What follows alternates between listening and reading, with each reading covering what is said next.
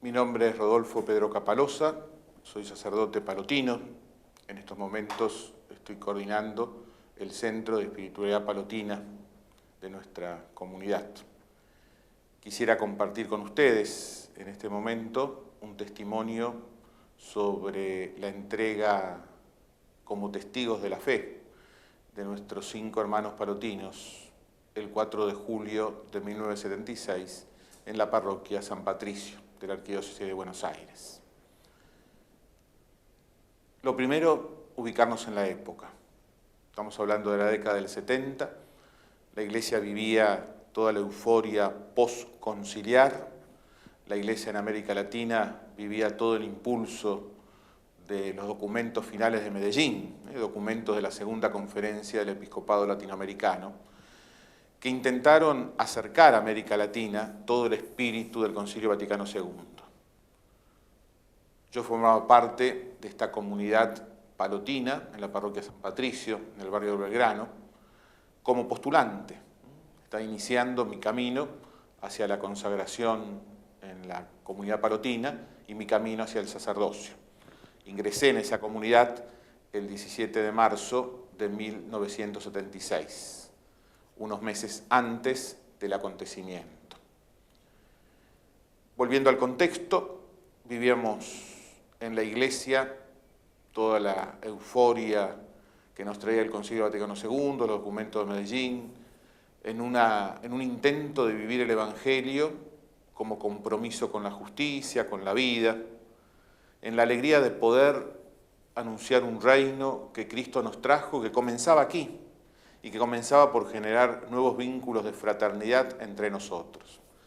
En un continente muy marcado por situaciones de hambre, de desocupación, de no acceso muchas veces a la educación, a la salud, y en un contexto argentino en donde estábamos atravesando lo que llamamos el terrorismo de Estado. En marzo del 76 toma el poder la Junta Militar, y se comienzan a producir hechos violatorios de la vida, de los derechos humanos. Esta comunidad intentaba ser fiel al Evangelio y fiel a lo que la Iglesia nos pedía en medio de esa realidad. Comienzo la historia con una reunión de comunidad que tuvimos la semana anterior, o mejor dicho, la misma semana del acontecimiento, el lunes anterior al 4 de julio. Nos reunimos los que formamos esa comunidad, estábamos integrando en aquel momento la comunidad el padre Pedro Dufó, el padre Alfi Kelly, que era el párroco y nuestro formador, el padre Alfredo Liden, delegado del rector provincial de Irlanda, es una delegación de la provincia irlandesa de los palotinos en Argentina, la comunidad pertenecía a esa delegación. Los seminaristas Jorge Kelly, Jorge ya era profeso, Salvador Barbeito estaba haciendo su año de noviciado, Emilio Barletti, Miguel Robledo y yo éramos postulantes. Roberto Kilmit, que también era profeso, no estaba viviendo ese año en la comunidad, pertenecía jurídicamente a esa comunidad, estaba cursando sus estudios de catequesis en el CELAM, en Medellín, en Colombia, en el instituto que tenía la Conferencia Episcopal Latinoamericana. En esa reunión a la que hago referencia, surgió la pregunta de qué actitud teníamos que tomar frente a situaciones que estábamos atravesando y que nos íbamos enterando muy a poco. Desapariciones de personas, allanamientos ilegales, secuestros, todo un clima violatorio de los derechos humanos. Se percibía que el clima estaba muy enrarecido, que era una situación muy difícil. Y la pregunta en aquella noche, que recuerdo lluviosa y fría, fue: ¿qué tenemos que hacer frente a esto? ¿Tenemos que seguir predicando con palabras y gestos el valor de la justicia y la vida? ¿O es tiempo de una prudencia humana y de callar para no sufrir consecuencias que podrían ser muy negativas? Podríamos ser partícipes de toda esta persecución que muchos cristianos, muchas personas sufrían en aquel momento en Argentina. la respuesta que se dio en aquella noche fue: tenemos que ser fieles al mensaje de Jesús, tenemos que ser fieles a Dios antes que a los poderosos de este mundo. Nuestro camino de seguimiento de Jesús implica fidelidad en la proclamación de lo que Dios nos pide que proclamemos. No podemos callar el anuncio de un Dios que se hace hombre y que le da al hombre una nueva dignidad. No podemos callar todo aquello que atropella la dignidad de la persona, no podemos callar todo aquello que signifique muerte, tortura, desaparición, no podemos dejar de denunciarlo y no podemos dejar de anunciar el mensaje de Jesucristo, aunque eso traiga consecuencias negativas. Y esto lo digo porque es precisamente esa opción que los convierte en testigos de la fe. Ese fin de semana, el sábado 3 de julio, tuvimos las actividades normales de una parroquia. Con Salvador fuimos a misa vespertina esa tarde, ahí en la parroquia, la presidió el padre Alfiqueli, el padre Fredolín estaba confesando. Y habíamos organizado para esa noche una salida al cine. Miguel y Jorge Kelly estaban acompañando un retiro de chicas del colegio Santa Brígida, en un colegio vecino, el Santa Unión, ahí en Plaza Irlanda, así que durante ese fin de semana ni Miguel ni Jorge estaban. Roberto, como dije, estaba fuera del país, así que organizamos la salida al cine para participar Emilio, Salvador y yo. Los tres sacerdotes no podían porque tenían compromisos con matrimonios que tenían que celebrar en esa noche. El padre Pedro tenía un matrimonio en la iglesia de Santo Domingo y los padres Alfredo Liden y Alfiqueli tenían que celebrar el sacramento del matrimonio ahí mismo en la parroquia. Participamos de la Eucaristía, cenamos juntos, Salvador, Alfredo, Alfi y yo. Emilio se había ido al centro, ya habíamos combinado en encontrarnos cerca del cine, y el padre Pedro ya se había ido a la iglesia de Santo Domingo para celebrar el sacramento del matrimonio. En esa cena, el padre Alfiqueli comentó de que estaba circulando una carta en donde lo acusaban de ser comunista. Y pronunció una frase que a mí me resultó muy extraña en ese momento, muy sorprendente. Dijo: si a mí me matan, se van a arrepentir. Cenamos, terminamos de cenar, fuimos al cine, y cuando salimos de la parroquia, yo le comenté a Salvador que me parecía un poco exagerada la frase, porque mucha gente en aquel momento era acusada de comunista y no moría, es decir, como que no entendía la situación. Yo había percibido, y se lo comenté esa noche a Salvador, en Alfi Kelly una actitud muy diferente. Alfi era un hombre de mucha oración, era un hombre de discernimiento. Su confesor era entonces el padre Bergoglio, luego cardenal Bergoglio y Papa Francisco, un hombre imbuido en la espiritualidad de San Ignacio, de la cual discernía y vivía su carisma parotino. Pero en esos últimos días su oración se había intensificado mucho y su temperamento era un hombre muy, diríamos, espontáneo, un temperamento fuerte, un hombre así, sin filtro se diría hoy, así muy... Se había vuelto un temperamento mucho más tranquilo, sereno, era notorio el cambio. Yo se lo comenté a Salvador en esa noche. Esto mismo lo percibí en Salvador, pero no me animé a comentárselo. Llegamos al lugar donde íbamos a mirar la película, nos encontramos con Emilio y con un alumno del colegio. Nosotros estábamos trabajando también en el colegio San Marón, un alumno del último año del secundario, ahijado mío de confirmación, que cuando teníamos alguna salida lo invitábamos porque su mamá no estaba en el país, él estaba a cargo de un hermano, entonces era una forma también de darle contención. Nos encontramos y cuando vamos a entrar al cine, la película ya había comenzado.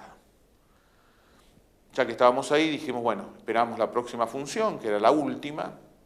Ya que estamos aquí, nos quedamos. Fuimos a tomar un café en un bar de Suipacha y Lavalle.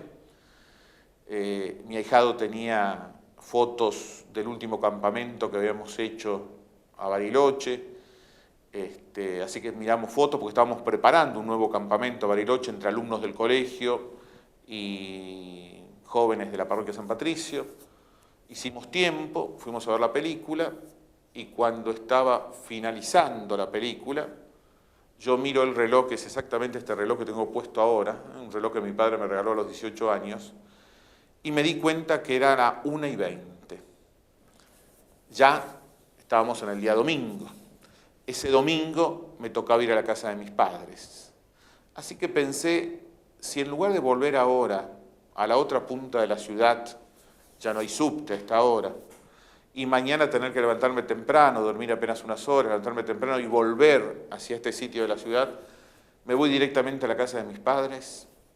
Yo nunca llevaba conmigo las llaves de la casa de mi padre. Como estaba dispuesto el departamento donde ellos vivían, eran 2 departamentos de una antigua casa que habían remodelado, en aquel momento estaban recién alquilando, todavía no había timbre en la puerta de calle que sonara en el departamento de mis padres. La puerta del corredor estaba abierta hasta las 10 de la noche, pero a las 10 de la noche se cerraba, había un único timbre que sonaba en el primer departamento, que era el del dueño del edificio, y yo no iba a ir a la 1:30 de la mañana a molestar a este señor, que era un señor mayor. Si no tenía las llaves no podía ir. Esa tarde, providencialmente, cuando estábamos limpiando la casa, yo abrí el cajón de mi mesita de luz y vi que estaban las 2 llaves para ingresar a la casa de mis padres, la de entrada del corredor y la del departamento. Y pensé, digo, para que no se pierdan, son 2 llaves nada más, la uní al resto del llavero que tenía en mi cinturón. Si no tenía las llaves no podía ir. Había otra dificultad, no le había avisado a mi formador, que era el padre Alfiqueli, que no iba a pernoctar en casa, pero como también estábamos reflexionando sobre el tema del discernimiento, de saber responder a las situaciones conforme a la voluntad de Dios, de saber optar por uno mismo, yo hice mi opción de ir a la casa de mis padres. Por supuesto que mis compañeros, yo era el último que había entrado, lo conocía a Salvador hacía muchos años, cuando Salvador era dirigente del grupo de aspirantes de Acción Católica, así que era un poco mi líder, la persona que también, junto con otros, me había ayudado a madurar en la fe. Por supuesto, me cargaron, dijeron, ¿cuándo vas a cortar el cordón umbilical? Vení con nosotros, te agarró mamitis. Pero yo me mantuve en mi decisión de ir a la casa de mis padres en esta línea de hacer un camino de personalización que estábamos viendo con el padre Alfiqueli. Salvador dijo, bueno, antes de irnos vamos a tomar un café y cada uno se va para su lado. Tomamos un café y nos despedimos en el Obelisco. Mi ahijado fue a su casa, a pocas cuadras de ahí. Supongo que Salvador y Emilio tomaron un colectivo hasta la parroquia San Patricio y yo tomé un colectivo a la casa de mis padres que estaba en pocos minutos. Experimenté interiormente como una necesidad de volver a San Patricio. Tal es así que venía muy distraído pensando en esto, me bajé una parada antes. Aun cuando descendí del colectivo dije, vuelvo. Quizás porque no lo había avisado a mi formador, no era común no dormir en la comunidad. Pero bueno, dije, es una locura volver. Si yo hubiese vuelto, me hubiese encontrado con los 5 cadáveres. Porque al llegar Emilio y Salvador, fueron sorprendidos, no se sabe si lo estaban esperando adentro o en la puerta. Los 2 fueron asesinados con sus ropas de abrigo, era una noche también muy fría. Salvador tenía siempre la costumbre de, apenas entraba a la casa, antes de cerrar la puerta, sacarse el abrigo. Así que yo supongo que o esperaron los asesinos y entraron con ellos, o los estaban esperando adentro. Y estaban adentro los padres Alfiqueli y Alfredo Liden, ya con su pijama, con su ropa de dormir, y el padre Pedro, que había llegado del casamiento, de la fiesta del casamiento, con ropa de calle. Juntaron a los 5 en la sala de comunidad y ahí fueron asesinados, ametrallados con más de un arma, porque se encontraron balas de diferentes calibres. Dejaron algunas leyendas junto con la casa toda revuelta. Una de las leyendas decía, por pervertir la mente de los jóvenes. La otra leyenda decía, por los camaradas muertos en Coordinación Federal. Unos días antes había estallado una bomba que había colocado un grupo guerrillero en el departamento de policía, donde habían muerto no solo policías, sino también muchos civiles. Y una inscripción que decía, todos MCTM, que supuestamente suponemos que habrán querido decir movimiento de sacerdotes del tercer mundo. Fueron perfectamente identificados, los documentos estaban al lado de los cadáveres. Hubo no testigos directos, sino un grupo de jóvenes de la parroquia que estaba esa noche jugando a las cartas en una casa en la esquina de la parroquia.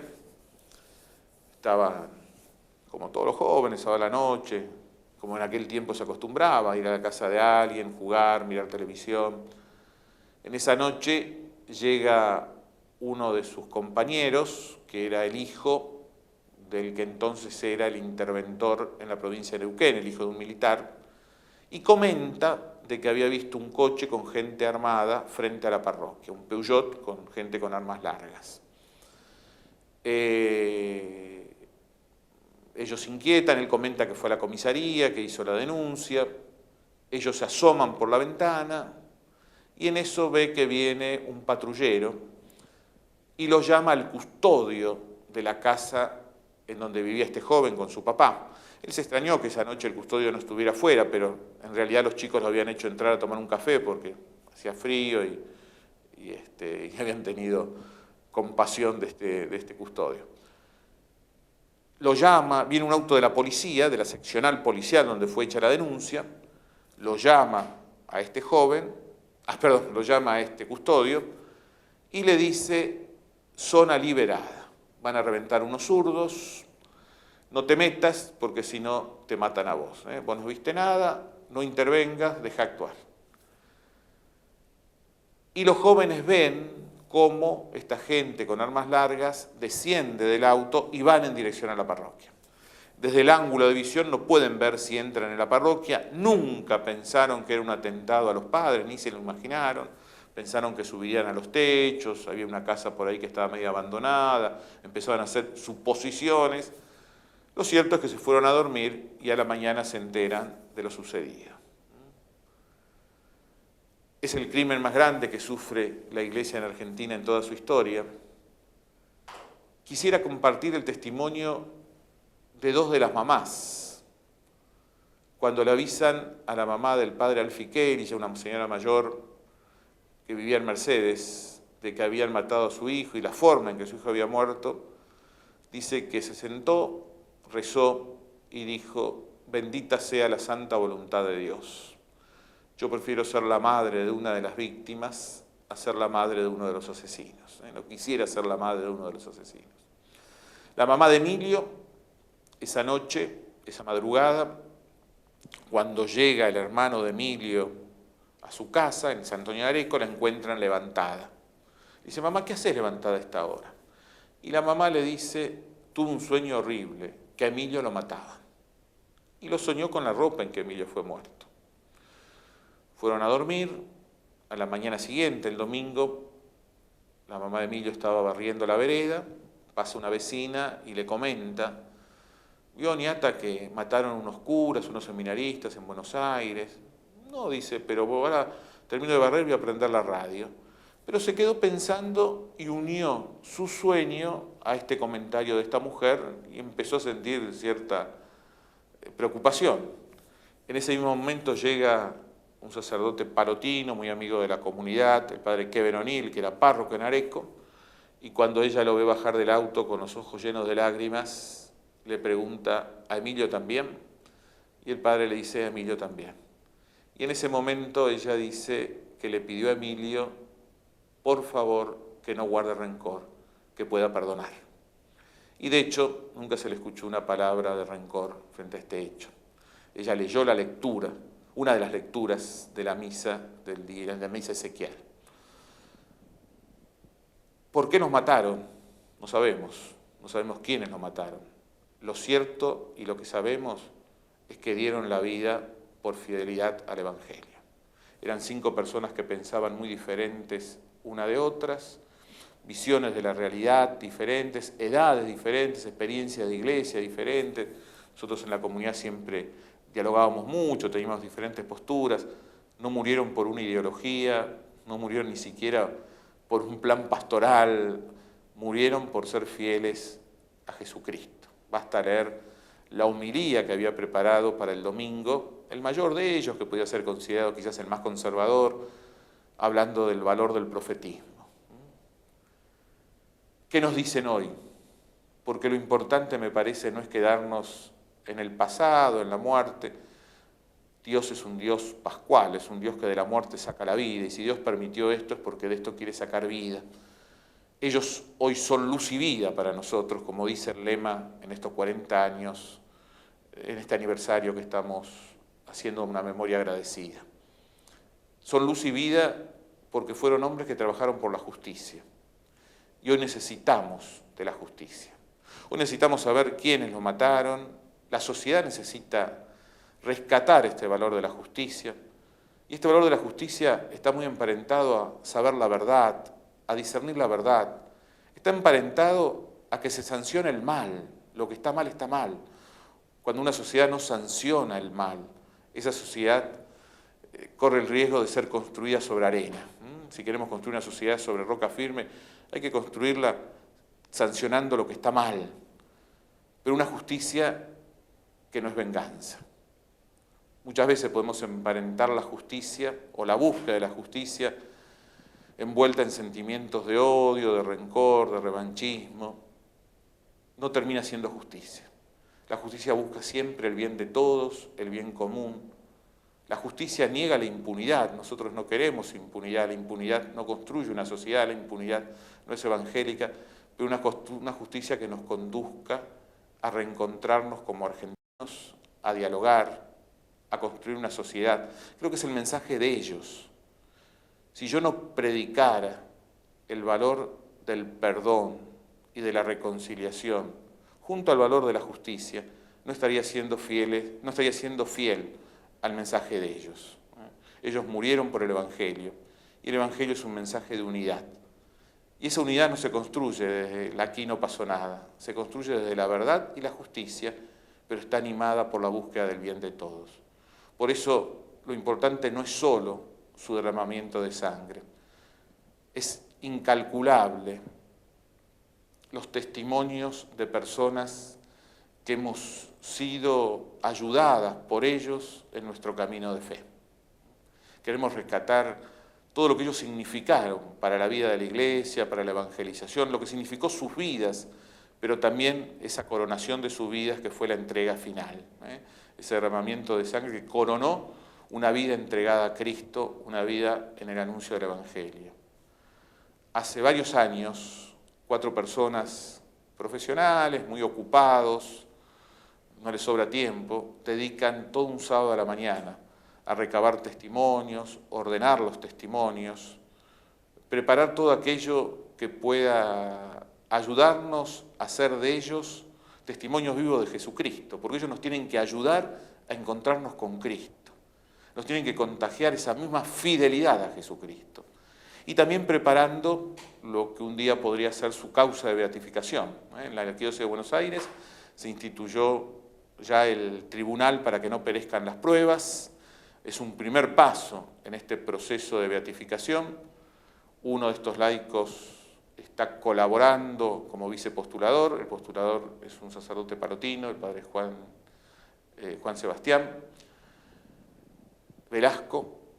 Y queremos que, ojalá un día la Iglesia los pueda reconocer oficialmente. Mientras tanto, los que lo conocimos y los que vivimos con ellos, sabemos que dieron la vida por Cristo. La vida y la entrega de ellos nos motivan a vivir con entusiasmo el Evangelio y a hacer de Jesucristo camino, verdad y vida.